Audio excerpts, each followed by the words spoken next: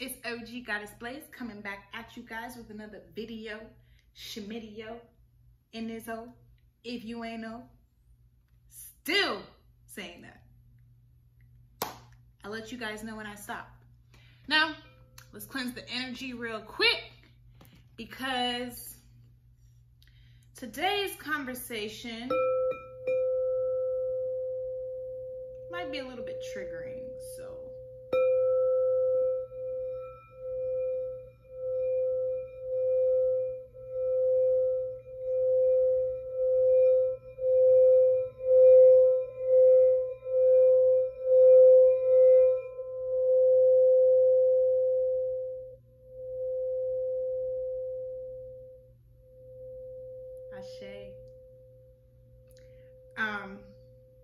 I really am gonna make a habit of doing this in the beginning of videos, and I will do my best to maybe do like some sound baths for you guys.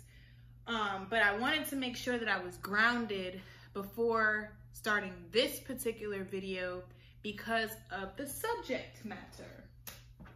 I did go ahead and make some notes because the conversation is triggering for myself, and it may be triggering for somebody else, but it's definitely triggering for me. Today's topic is in regards to emotionally unavailable parents, and how it affects your child. As you guys know, I always speak from my own life experiences because I know that God put me in certain positions so that I can maneuver through it like a real G and help somebody else who might not, who just might not be educated on what's really going on. And for a while, that's what it was for me. I didn't really understand how growing up with emotionally unavailable parents was affecting me until I really just started to pay attention to my life. And I'm like, yo, my life is spiraling out of control. I cannot keep relationships. I cannot focus on my job. I cannot exist. This is crippling. And of course, I got hit with a crippling anxiety, social anxiety, PTSD, depression, anxiety. You need medicine, basically. And because I don't do that, I'm holistic with it. If y'all don't already know, head over to www.simplysoulsisters.com. www.simplysoulsisters.com. Let me say it one more time. www.simplysoulsisters.com. Okay? I'm holistic with it. So when I realized that my mental health was really bad, like really, really, really bad, I decided to go ahead and do something about it. And that something was not taking medicine. That something was going on a holistic health journey, a spiritual journey, and a self-love journey. Tree, you feel me? So, I'm gonna go down my little list. I'm only gonna go over 3 because there's so much content for me to push out in regards to mental health and everything that I'm learning. Please excuse me if you hear tap dancing in the background. My dog needs her nails cut and I have hardwood floors. But yeah, there's so much content to push out in regards to childhood trauma, childhood neglect, intergenerational trauma, all types of shit, okay, that I have full-blown personal experiences with for me to push out, but I have to do it strategically, and I also cannot hurt anybody in the process or step on toes. So I have to make sure that every time I'm speaking from a grounded space, because if I'm not speaking from a grounded space, then I'm speaking from a hurt space, and hurt people hurt people. You feel me? You feel me? You feel me? Let me stop this real quick and let's wait for my dog to finish lapping up some water.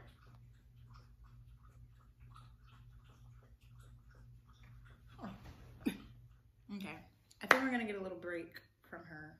So let's get into it. I think I already said it, but I'm gonna go over 3 ways that emotionally unavailable parenting or growing up with emotionally unavailable parents impacts your adult life. If you haven't watched any previous videos, then let me just give you a little bit of a background. My name is OG Goddess Blaze, and I am here to be transparent about my healing journey while helping other people heal. I found myself suicidal, all that good jazz, not good jazz, but I just say good jazz now because it's in the past, and I only give that story just for people to understand the place that I'm coming from, yada, yada, yada. But I found myself very suicidal and just my life just spiraling out of control, like I said, and I came to a point where I really was ready to own it and stop blaming everybody else that I couldn't keep relationships with due to my mental health. Society will watch these videos if they don't understand mental health, and they'll just say, oh my God, she's looking for excuses as to why she's freaking crazy. But that's not the case, because I really like cry sometimes. When I'm hit with that energy of depression and anxiety, I really like cry. Ask my boyfriend. Well, you can't ask my boyfriend, but like I literally cry because I really don't want my brain to be this way, which is why I went into study mode to really understand what is going on, help other people understand what's going on, and let's just heal. And I've gotten a lot better now. Whenever that energy comes to me, I know what to do about it, and you know, we're good for the most part. Okay. So, I'm going to be looking at the notes, so don't mind me, because again, this is like triggering and I want to stay on track and not start babbling or whatever. So one of the things that growing up with emotionally unavailable parenting, or growing up with emotionally unavailable parents, one of the things that it does to you is it messes with your ability to attach to other people. What did I put here? You grow up with unhealthy attachment styles, basically, because you weren't ever really taught how to emotionally connect to people. For example, I never had that connection that most mothers and daughters have. I've never had that. The kind of love that my mom gives me is very conditional. If I don't act a certain way, I cannot get the love from my mother that I deserve, period. Same with my dad. That's a whole nother, yeah. But basically, my parents are emotionally unavailable. They always have been. I mean, even when I told them about being suicidal, they were not there for me. They just were not able to connect. I've gone through every single hard, horrible life experience alone.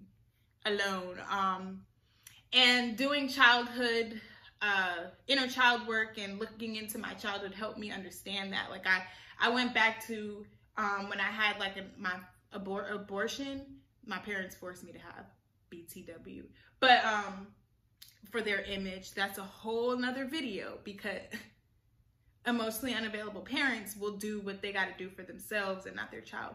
But if y'all hear me hitting that, it just means I'm getting triggered, and I just want to make sure that I'm grounded and I'm not speaking from a hurt space.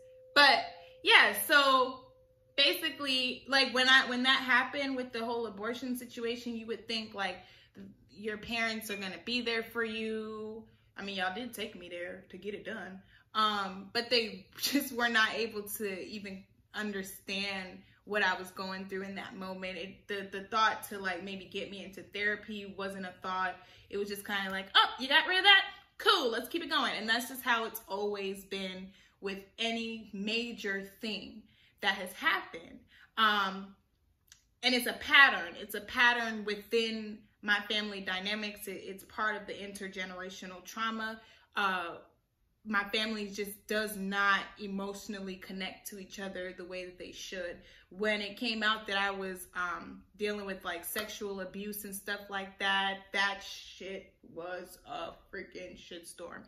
Okay, you would think that, my family would like want to comfort me and talk and stuff like that, but they actually did the opposite and basically made it seem like I was the problem for wanting to heal about that.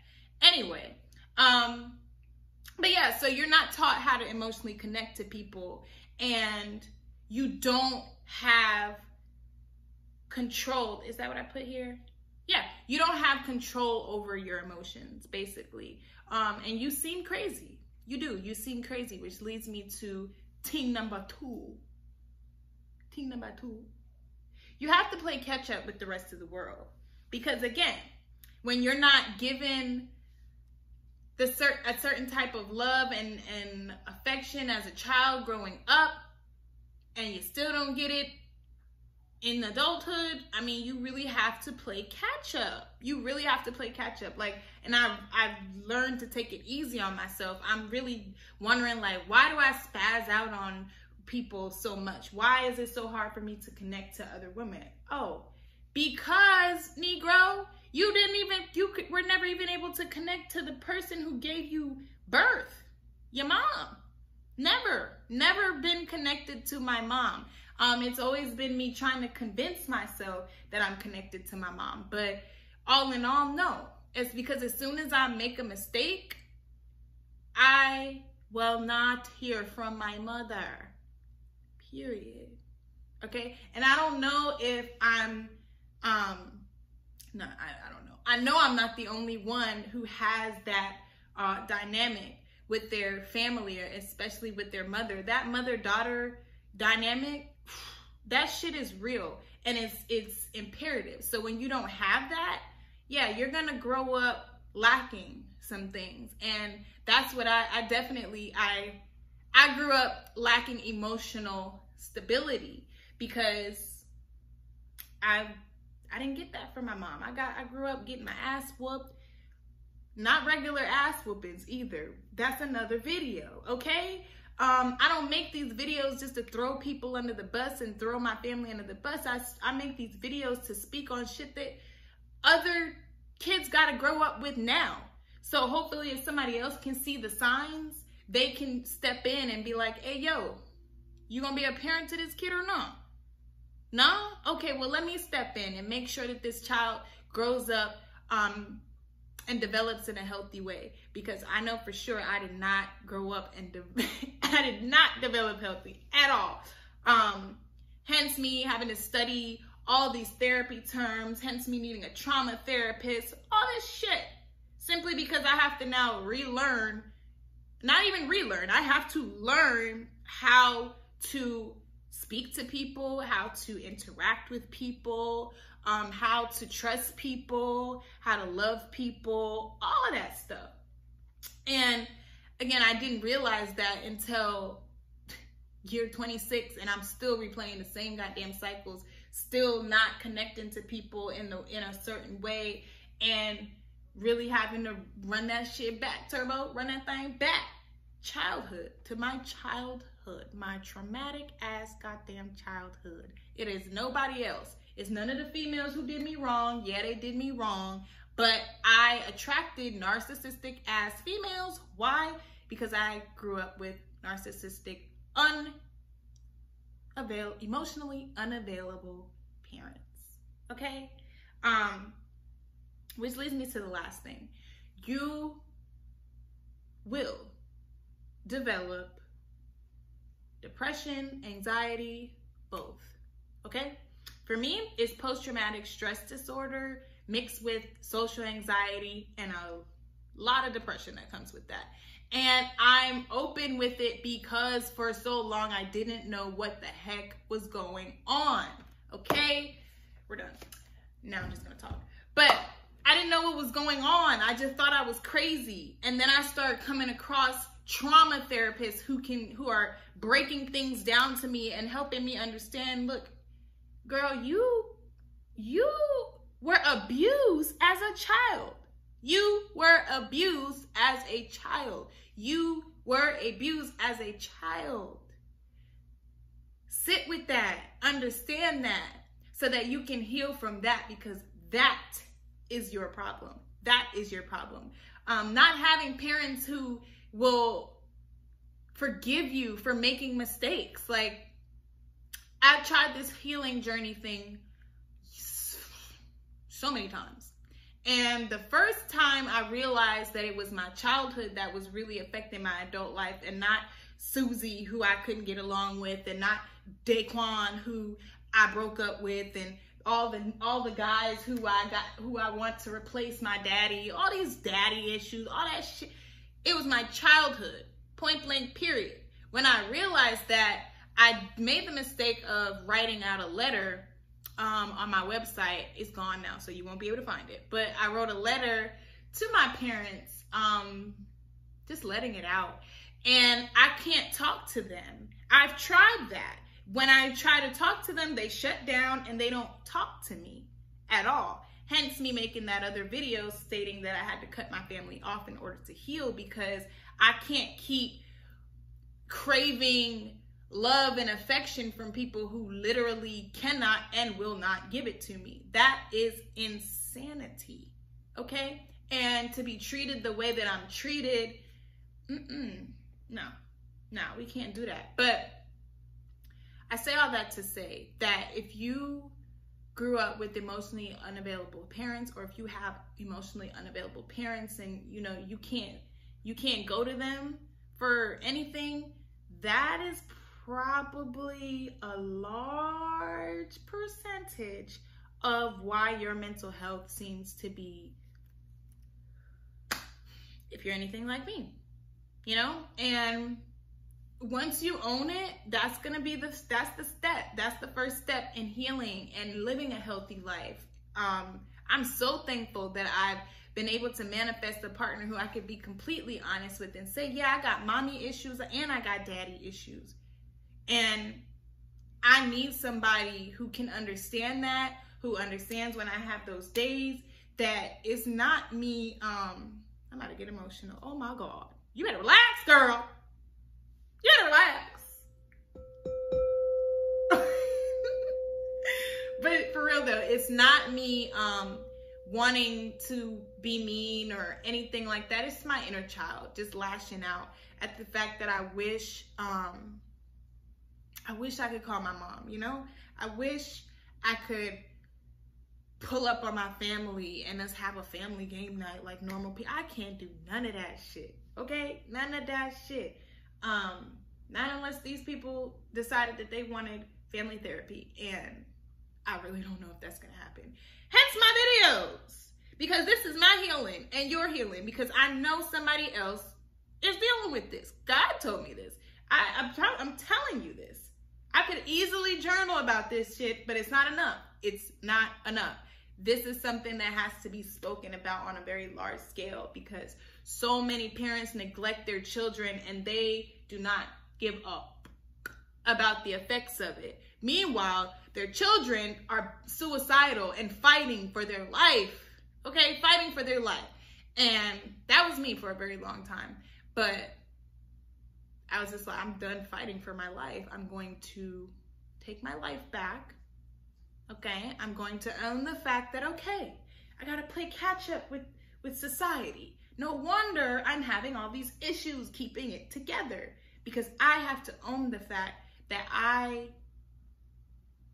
didn't get a fair advantage. I didn't get that, Like, first of all, being a melanin woman in America, that I'm already at an unfair advantage. But on top of that, I don't have parents. I'm just gonna keep it a buck. I don't have parents. I have two people who fed me and clothed me barely because they were supposed to. And I think because they got a tax, I was on their taxes. I'm just keeping it 1,000 with you. If this ain't even hurt mommy speaking, that's just facts. And growing up with that and having that now and having to move through that and maneuver through that, yeah, that'll take a toll on you. That will take a toll on you. So if that's a little bit of your truth, then I just encourage you to own it and start looking into emotionally unavailable parents, narcissistic parenting styles, intergenerational trauma, really take a look at your family and pay attention to the patterns, because it's not them. It's not just your parents. I'm pretty sure their parents were like that, and their parents' parents were like that, and their parents' parents were like that. It's a curse, generational. But it ends right over here, okay? So that's that. I will be back with another video. Schmidio. OG Goddess Blaze.